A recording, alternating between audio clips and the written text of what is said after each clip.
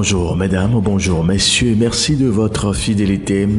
Dans l'actualité de ce jour, notez que la Somalie a obtenu 10 millions de dollars du Fonds monétaire international dans le cadre de la deuxième revue de la facilité élargie de crédit. C'est ce qui ressort d'un communiqué rendu public le 10 décembre dernier. Selon l'institution de Bretton Woods, les résultats obtenus dans le cadre du programme ont été solides malgré des conditions nationales et régionales difficiles. Les principaux objectifs budgétaires ont été atteints avec des progrès constants dans les réformes budgétaires. Le FMI a également revu à la hausse les prévisions de croissance du PIB réel de la Somalie à 4% pour 2024 et 2025, soutenues par des exportations dynamiques et des transferts de fonds importants de la diaspora.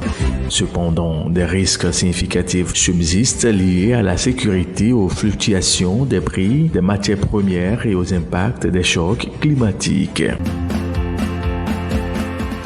Au Bénin, l'interprofession de la filière soja a fixé le prix d'achat du kilogramme de la graine à 275 francs durant la campagne de commercialisation 2024-2025 contre 270 francs CFA un an plus tôt. L'annonce a été faite au cours du Conseil des ministres du 11 décembre dernier. La dite campagne, qui s'achèvera en avril 2025, sera la première marquée par l'entrée en vigueur de l'interdiction des exportations de l'oléagineux à destination du marché international. Cette mesure annoncée par le gouvernement depuis 2 ans vise à rendre disponible la matière première pour la transformation locale et améliorer la création de valeur ajoutée dans la filière. Dans ce contexte, les autorités estiment que le défi pour l'actuelle campagne de commercialisation sera de lutter contre la sortie frauduleuse des produits verts des pays voisins. Si les prévisions de récolte n'ont pas encore été annoncées, il faut noter que la filière est depuis 5 ans sur une pente ascendante. Au point 3 de l'actualité économique de ce jour, notez qu'au Rwanda, la firme indienne Luxmeti vient de finaliser l'acquisition de l'entreprise Sorwat Ltd, spécialisée dans la production de thé vert et de thé orthodoxe. Cette transaction permet à l'entreprise indienne d'augmenter sa capacité de production de thé au Rwanda avec les installations de sa nouvelle filiale. S'il est difficile d'avoir une idée précise de l'ensemble des activités de Sorwat dans le thé, on sait que l'entreprise opère depuis 2018 une usine de fabrication de thé vert d'une capacité de production de 300 tonnes par an dans le district de Rulendo. Plus largement, le renforcement des capacités de transformation de la firme indienne au Rwanda est à inscrire dans un contexte où la filière thé est en plein essor à l'export.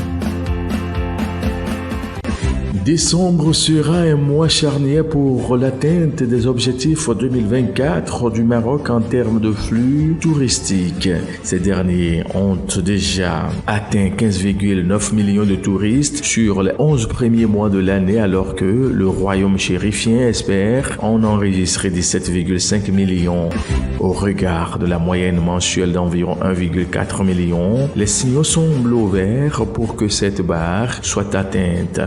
Après les vacances d'été, le mois de décembre constitue généralement la deuxième haute saison de l'année pour le secteur.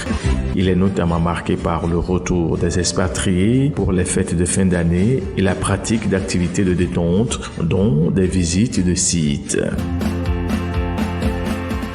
Bouclons l'actualité économique de ce jour au Sénégal pour vous dire que le gouvernement a doublé le montant de l'aide à la presse privée dans le pays, qui est passé de 1,9 milliard de francs CFA à 4 milliards de francs CFA. L'information émane du ministre de la Communication, Alioune Sall.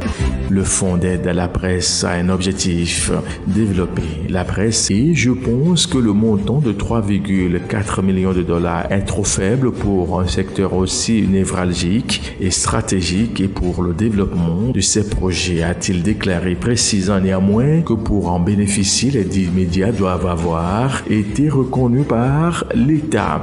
En outre, le gouvernement avait invité les médias à s'enregistrer sur la plateforme en ligne Déclaration Média Sénégal.